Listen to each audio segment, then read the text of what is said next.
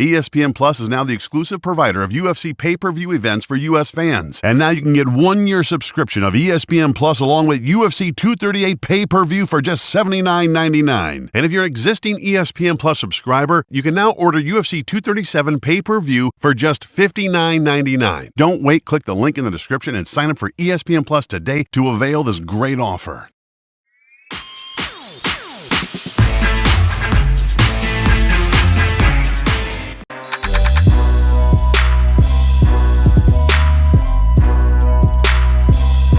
You know, I don't know what necessarily I'm going to do against her. I know what I'm going to impose on her to make her do.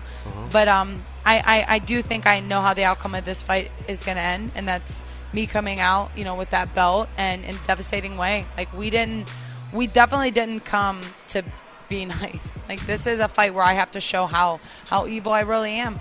And I think that this will be I'm with the two best guys right now that are leading my corner, Gray and Eric, to make that happen.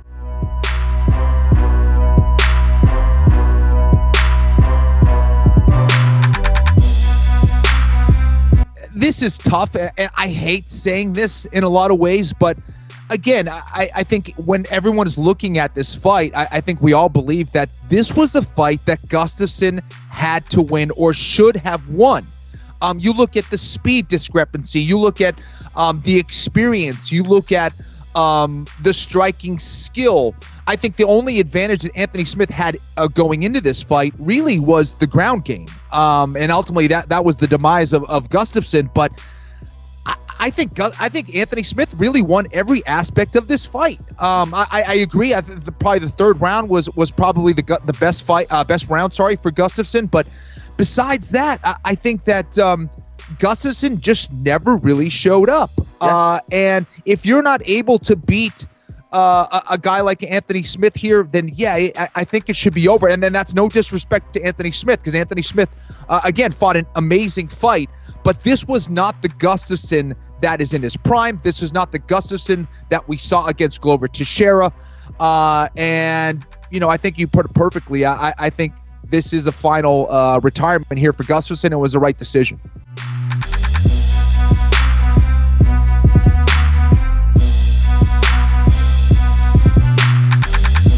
It seemed almost, by the time you got to the press conference, you were like, wait a second, like losing to me shouldn't mean that you're done. Losing to me shouldn't be that you're like some sort of gatekeeper / journeyman. And so it was interesting to see the way your mind was working throughout that car wash, so to speak. And by the end, at least to me, it felt like you're like, wait, hold up. Like this shouldn't be something that you're embarrassed about, that you feel the need to walk away from the sport. Is that kind of how you felt at the end? Like how the narrative was changing? Like, Gustafsson can't hang with Anthony Smith. It's time to go.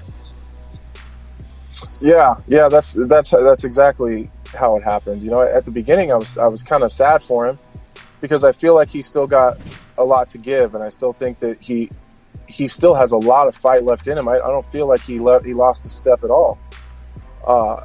And then so as I was doing the interviews, you know, I was kind of saying that and hoping that he sticks around and rethinks it. And then, like you said, by the end of it, it was like, wait a second, like, are you guys saying he's retiring because I suck so bad that he can't beat me? Because that's how it feels.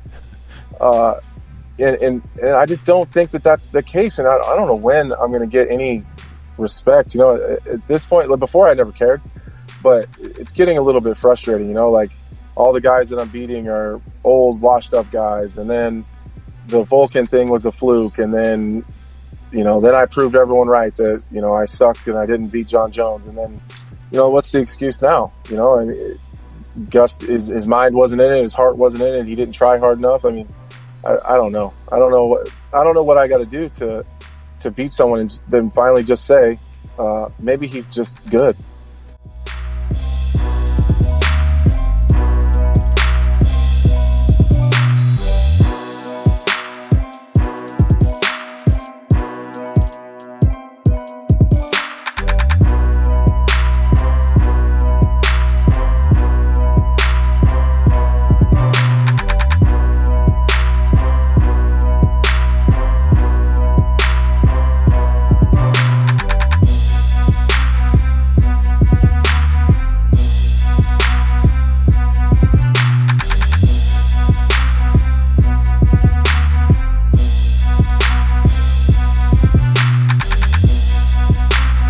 go to have surgery again. I have it on the 13th. We're very optimistic that this will be obviously my last, but it's only going to keep me out for like 3 more months, and I've done everything I can. You know, I've been running a lot, trying to compete in a marathon, so I've been staying in shape. I don't think it'll be long until I can fight again, so still shooting for the end of the year. That's number 2.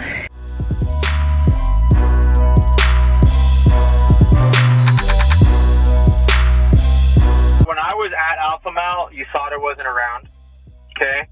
And then there's another thing that I think people don't realize is, like, I came out in an interview and I was like, I'm surprised it took this long. Like, there's a difference between knowing, thinking, assuming through all the hints and coincidences that happen. Like a bunch of coincidences and stuff, you know what police call that, is evidence, right?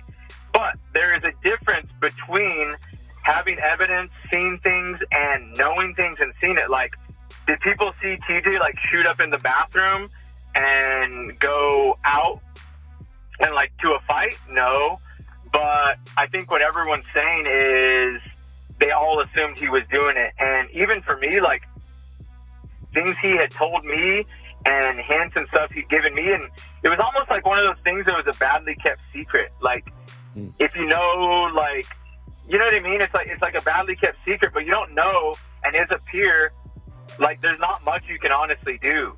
Like, at that time, like I said, there wasn't USADA, but you can accuse your own peer of it and ruin something, make something weird, or say it all does go well. Like, I believe there was like a sit down and an accusation at Alpha Male. So for everyone saying, oh, you didn't do anything, I remember Faber having an actual sit down with him to the point of like, hey, like, you know, this can't be going on, and these are the rumors, this and that. And but like I said, as a peer, we're not USADA. Faber's not going to piss test him and say, hey, you can't come in the gym, I just tested your piss. So it was just one of those things, like a badly kept secret. Like, it's such a gray area that people don't realize. It's not black and white of like, you know he was doing it, get him busted, or you don't know he was doing it at all. You know, it's not one of those things. Like, you can always assume, but there's a huge difference between knowing and seeing and thinking and all that. And that's kind of what it was for everybody. Like, everyone was kind of like heard rumors, heard enough to the point, and known him long enough and seen episodes and stuff in the gym where everyone kind of figured he was. But it was one of those things like, what are you going to go do? Go like, hey, TJ, give me your piss and stop. So I think that's what it comes down to. So it's such a polarizing subject that you're kind of damned if you do and damned if you don't. Like, I simply went out there and I said, hey, you know, I wanted to make it, put myself on the side that I think he was using longer than this. And people take that as, oh, you know, he was using longer than this. I'm like, no, I'm putting myself on the side that I thought he was. And there's a difference between thinking, assuming, and like seeing a guy do it, you know?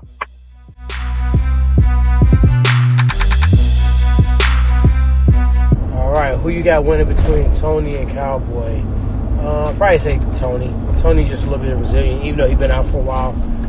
He's just doing a better job of actually just not giving a fuck. When the fuck are you getting that belt back?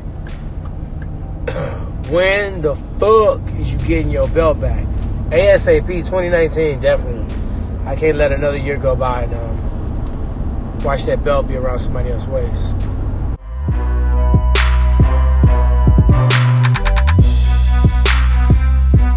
I'd like to announce now we got a deal done with Khabib. He will be taking on Dustin Poirier Saturday, September 7th in Abu Dhabi, UAE. Oh, wow. Well, how did that one come together?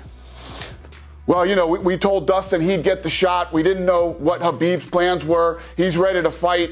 And we just did a new partnership to bring UFC title fights for the next 5 years over to Abu Dhabi. And they really wanted Khabib to be the first fight there. So we got the deal done.